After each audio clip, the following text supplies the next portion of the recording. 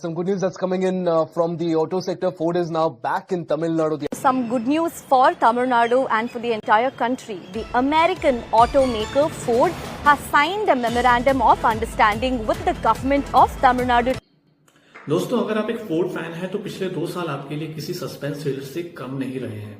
कभी न्यूज आती है कि फोर्ड वापस आ रही है, कभी चेन्नई प्लांट की बातें होती हैं और कभी हम नई एवरेस्ट को चेन्नई की रास्तों पर टेस्ट होते हुए देखते हैं।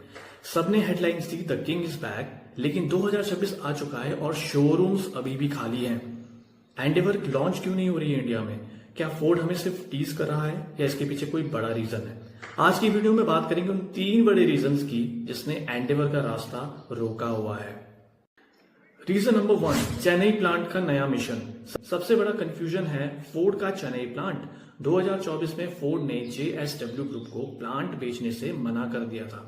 हमें लगा कि चलो अब यहां एंडेवर बनेगी, लेकिन रियलिटी चेक ये है कि फोर्ड ने तमिलनाडु गवर्नमेंट के साथ जो नया डील साइन किया है उसका फोकस एक्सपोर्ट्स पर है। लेकिन 2026 में प्लांट शुरू तो हो रहा है, लेकिन वहां पे सिर्फ ग्लोबल कंपोनेंट्स बनेंगे। फोर्ड इंडिया को फिलहाल एक एक्सपोर्ट हब की तरह ट्रीट कर रहा है और देख भी रहा है, ना कि डोमेस्टिक मार्केट के लिए कार्स बनाने वाली कंपनी। इंडिया में कार लॉन्च करने के लिए पूरी असेंबली लाइन को सेटअप करना पड़ेगा, जिसमें अभी वक्त लगेगा और जो कि बहुत ही ज्यादा कॉस्टली भी होता है। दूसरा रीजन है टैक्स और पैसा। अगर फोर्ड नई एवरेस्ट को थाईलैंड से डायरेक्ट इंपोर्ट करके इंडिया में बेचती है तो वो गाड़ी 100% इंपोर्ट ड्यूटी लगने के बाद हमें 75 और 80 लाख रुपए के बीच में पड़ेगी, और एक फोर्ड एंडेवर के लिए लैंड रोवर वाला प्राइस देना जस्टिफाई नहीं करता है। आप ही बताओ, क्या कोई एंडेवर के लिए लैंड रोवर वाले पैसे देगा? बिल्कुल नहीं।